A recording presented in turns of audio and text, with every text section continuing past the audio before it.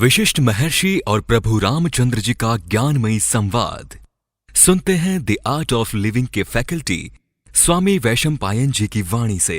अगर आपने अभी तक इस चैनल को सब्सक्राइब नहीं किया है तो इसे जरूर सब्सक्राइब करें और सब्सक्राइब करने के बाद बेल आइकन को भी जरूर दबाएं। जय गुरुदेव। योग वशिष्ठ के आखिरी एपिसोड में आप सबका बहुत बहुत स्वागत है। देखो, देखते देखते हमने 364 वीडियो बनाए और आज हम आखिरी एपिसोड देखने जा रहे हैं। वाल्मीकि ने कहा, राम को पूर्णता आत्मा में निमग्न देखकर विश्वामित्र ने वशिष्ठ ऋषि से कहा, हे सृष्टिकर्ता के पुत्र, हे पुण्यात्मा, आप सचमुच महान है। वाल्मीकि ने कहा, राम जब पूर्ण तरीके से आत्मा में लीन हो गए थे, निमग्न हो गए थे, उनको वह स्थिरता प्राप्त हो गई, तो विश्वामित्र ने वशिष्ठ से कहा कि सृष्टिकर्ता के पुत्र, पुण्यात्मा, आप सचमुच महान है। क्यों? क्योंकि आपने शक्तिपात द्वारा सिद्ध कर दिया कि आप गुरु हैं। देखो, गुरु का काम ही यही होता है कि एक शक्तिपात के द्वारा अपने शिष्य में वह ज्ञान को प्रस्थापित करना। गुरु वही है जो अपने शिष्य में अपनी दृष्टि, स्पर्श, कथन या अनुग्रह से ईश चेतना का उत्पन्न करे, ईश चेतना को उत्पन्न करे। जो शक्तिपात है ना, उसके भी अलग अलग प्रकार है, पता है आपको। अलग अलग तरीके से गुरु अपने शिष्य के भीतर वह चेतना को प्रज्वलित करता है। कौन कौन से? एक है अपनी दृष्टि से, सिर्फ देखकर गुरु अपने शिष्य की ओर देखकर एक कृपा दृष्टि से उसके भीतर चेतना को जागृत करता है। दूसरा है स्पर्श करके, इसीलिए आशीर्वाद देते जब गुरु हमें स्पर्श करते हैं उससे भी वह हो जाता है। तीसरा है कथन के द्वारा, कुछ बात करके, कुछ बता के, ज्ञान देकर, कथन से उसके भीतर वह ज्ञान को उद्दीपित किया जाता है। और चौथा है अनुग्रह से, एक संकल्प मात्र से, कृपा मात्र से।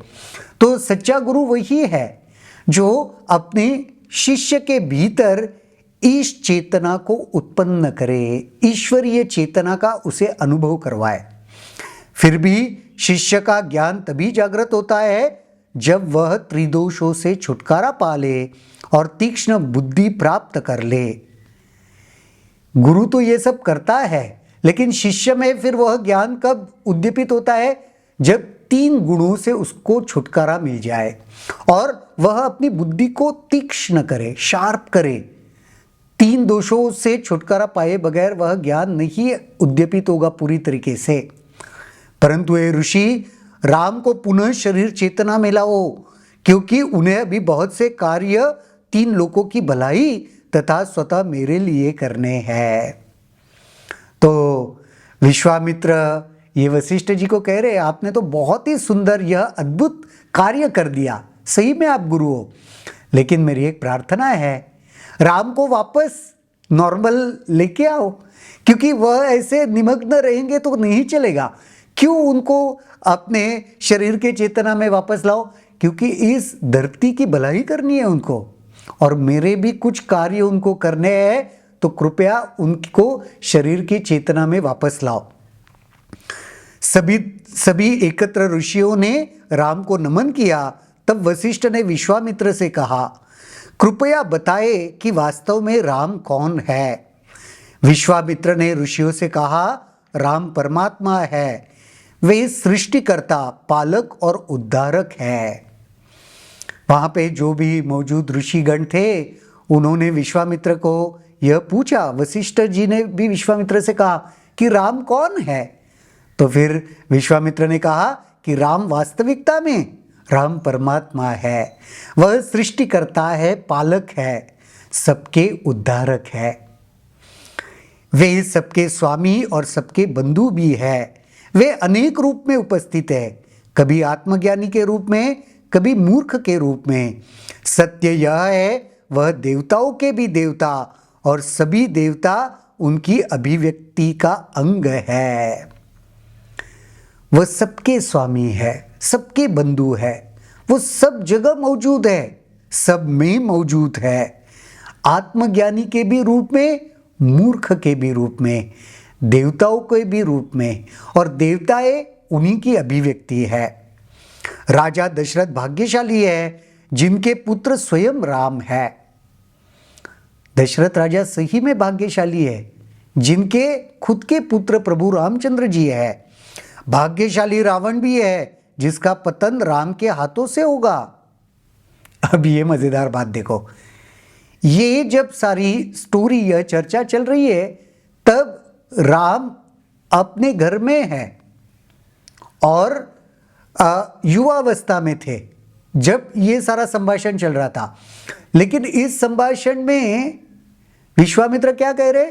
रावण के बारे में कह रहे, जिसके बारे में अभी कुछ उनके जीवन में घटा ही नहीं है, राम के जीवन में। तो वो कह रहे भाग्यशाली तो रावण भी है जिसका पतन राम के हाथों से होने वाला है, ऑलरेडी डिसाइडेड। हे ऋषि, राम को शरीर चेतना में फिर से ले आओ। वशिष्ठ जी को कह रहे वापस उसको शारीरिक चेतना में ले आओ।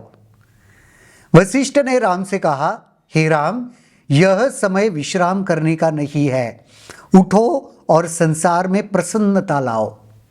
अब विश्राम, ध्यान मग्न समाधि में मत रहो, उठो, अभी तुम्हारा कार्य बाकी है, संसार में प्रसन्नता लाने का कार्य है तुम्हारा। जब लोग बंधन में हो तो योगी के लिए आत्मा में लीन होना उचित नहीं है। अगर कोई बंधन में है इस दुनिया में तो योगी कैसे खुद लीन हो सकता है समाधि में? ठीक नहीं है ये। राम इन वचनों से बेखबर रहे। फिर वशिष्ठ राम के हृदय में सुषुम्ना नाड़ी द्वारा प्रविष्ट हुए। राम में प्राणों की हलचल हुई और उनका मन कार्य करने लगा। ये सब बात चल रही थी, लेकिन राम तो समाधिस्थ थे, उनको कुछ फर्क ही नहीं पड़ा, बेखबर थे इन सारी बातों से। फिर वशिष्ठ जी ने हृदय, उनके राम के हृदय में सुषुम्ना से प्रवेश किया, प्राणों में हलचल की।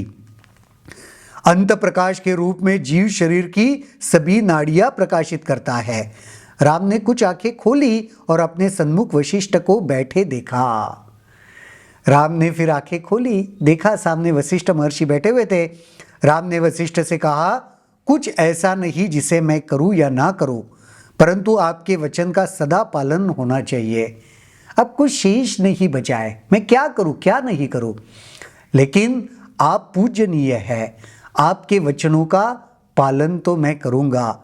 इतना कहकर राम ने वशिष्ठ के चरणों में सर रख दिया और घोषणा की, सब लोग सुने, आत्मज्ञान से बढ़कर कुछ नहीं और कोई भी गुरु से बढ़कर नहीं। आत्मज्ञान से बढ़कर कुछ भी नहीं, ये राम ने कह दिया, और गुरु से बढ़कर और कुछ नहीं हो सकता। यह प्रभु रामचंद्र जी हम सबको बतला रहे हैं। वहां एकत्र हुए सभी ऋषियों तथा देवी देवताओं ने राम पर फूल बरसाए और उन्हें आशीर्वाद दिया और फिर सभी सभा से विदा हुए। वहाँ पे ये जो सारा कहानी सुन रहे थे, देवी देवता सारे लोग, ऋषि मुनि, सब ने राम पर फूल बरसाए, उनका अभिवादन किया, धन्यभागी महसूस हुए और फिर सभा विदा हुई। हे भरद्वाज, इस प्रकार मैंने तुम्हें राम की कथा सुनाई। वाल्मीकि भरद्वाज को यह कथा सुना रहे हैं, इस योग के अभ्यास द्वारा परम आनंद प्राप्त करो। इसके द्वारा इसका अभ्यास करो और परम आनंद प्राप्त करो। जो राम वशिष्ठ के बीच में हुआ संवाद सुनता है वह मुक्त हो जाता है। जो भी वशिष्ठ और राम जी के बीच का संवाद सुनता है उसको कोई बंधन बांध के नहीं रख सकता, वह मुक्त हो जाता है। उसके जीवन की परिस्थितियां चाहे कैसी भी हो, वह ब्रह्म ज्ञान प्राप्त कर ही लेता है। जीवन में चाहे कुछ भी चल रहा हो, लेकिन वह ब्रह्म ज्ञान प्राप्त कर ही लेता है। बहुत ही अद्भुत ऐसा यह चर्चा, यह कथा जो हमने पिछले कई दिनों से, महीनों से सुनी। और मैं बहुत ही अपने आप को भाग्यशाली समझता हूँ कि ये सब यहाँ नैरेट करने का मुझको मौका मिला। परम पूज्य श्री श्री रविशंकर जी के माध्यम से, उनके आदेश से उन्होंने ही मुझे बतलाया था, उनके सानिध्य में ही मुझे योग वशिष्ठ पढ़ने का मौका मिला था। और ये अद्भुत ज्ञान उनके कृपा आशीर्वाद से ही मेरे जीवन में उतर रहा है। और उनके कृपा आशीर्वाद से ही हम सब ने मिलकर, आप भी इस यज्ञ में उतने ही इन्वॉल्व थे जितना मैं था। मैं ये पढ़ रहा था, मैं इसके बारे में कुछ बता रहा था और आप इस सब को सुन रहे थे। तो आप सबको भी मैं दिल से धन्यवाद देता हूँ। हम सब की वजह से हमने एक बार यह पूरा चर्चा यहाँ पे किया और उसका रिकॉर्डिंग भी हुआ। आज ये हमारा आखिरी एपिसोड है।